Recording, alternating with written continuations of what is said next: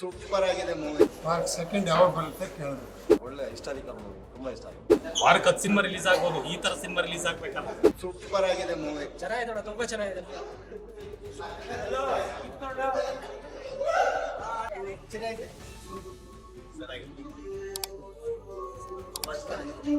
ತುಂಬಾ ಇಷ್ಟ ಆಯ್ತು.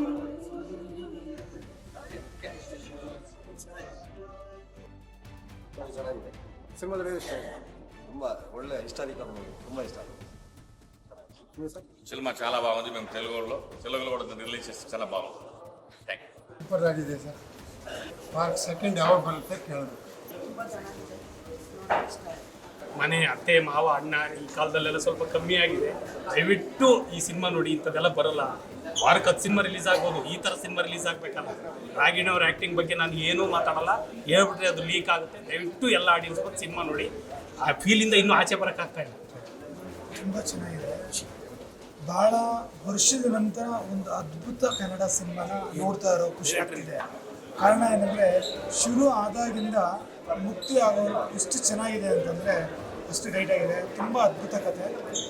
ಎಲ್ಲ ಜನ ಕನ್ನಡದವರು ಬಂದು ತುಂಬ ನೋಡಬೇಕು. ತುಂಬ ಚೆನ್ನಾಗಿದೆ, ಒಳ್ಳೆ ಸಿನಿಮಾ ಕೊಟ್ಟಿದೆ. ಕೂಡಲ ರಾಮಕೃಷ್ಣ ಡೈರೆಕ್ಷನ್ ತುಂಬ ಚೆನ್ನಾಗಿದೆ. ಪಿಕ್ಚರ್ ನೋಡಿದೆ, ತುಂಬ ಚೆನ್ನಾಗಿ ಬಂದಿದೆ. ಮತ್ತು ಇವಾಗಿಂದ ಯೂತ್ಗಳಿಗೆ ಏನಿಂದು ಹಿಸ್ಟ್ರಿ ಎಲ್ಲ ಏನು ಸ್ವಲ್ಪ ತಿಳ್ಕೊಂಡಿರಲಿಲ್ಲ, ಇಂಥ ಪಿಕ್ಚರ್ಗಳು ಮಾಡಿ ಎಲ್ಲ ತಿಳ್ಕೊಳ್ಳಿ ಅಂತ ಇದ್ದಿದೆ. ಮತ್ತು ಈ ಥರ ಪಿಕ್ಚರ್ಗಳು ಇನ್ನೂ ಮುಂದಕ್ಕೆ ಬರಬೇಕು. ನಮ್ಮ ಪ್ರೊಡ್ಯೂಸರ್ಗಳು ಸ್ವಲ್ಪ ಮತ್ತು ನಮ್ಮ ಯೂತ್ಗೆಲ್ಲ ಸ್ವಲ್ಪ ತಿಳಿಸ್ಕೊಡೋದು ಮಾಡಬೇಕು ಅಂತ ಒಂದು ಬೇಡಿಕೆ ಇದೆ. ನಿಜವಾಗ್ಲೂ ಕಾದಂಬರಿ ಥರನೇ ಬರ್ತಿದೆ. ಸ್ವಲ್ಪ ಬದಲಾವಣೆಗಳು ಅನಿವಾರ್ಯ. ಹಾಗಾಗಿ ಎಲ್ಲೆಲ್ಲಿ ಬೇಕೋ ಅಲ್ಲಿ ಬದಲಾವಣೆ ಮಾಡ್ಕೊಂಡಿದ್ದೀವಿ. ಈ ಇತ್ತೀಚಿನ ದಿನಗಳಲ್ಲಿ ಈ ಥರದ ಬ್ರಿಟಿಷರ್ಸ್ ಅಪರೂಪ ಅಂತ ಹೇಳ್ಬೋದು. ನನಗೆ ಮೆಚ್ಚುಗೆ ಆಯ್ತು. ಕಾದಂಬರಿ ಬದಲಾವಣೆ ಇದೆ. ಬದಲಾವಣೆ ಏನು ಅಷ್ಟೇನಾಗಿಲ್ಲ, ಅನಿವಾರ್ಯ ಇರೋ ಕಡೆ ಸ್ವಲ್ಪ ಬದಲಾವಣೆ ಮಾಡ್ಕೊಂಡಿದ್ದೀವಿ.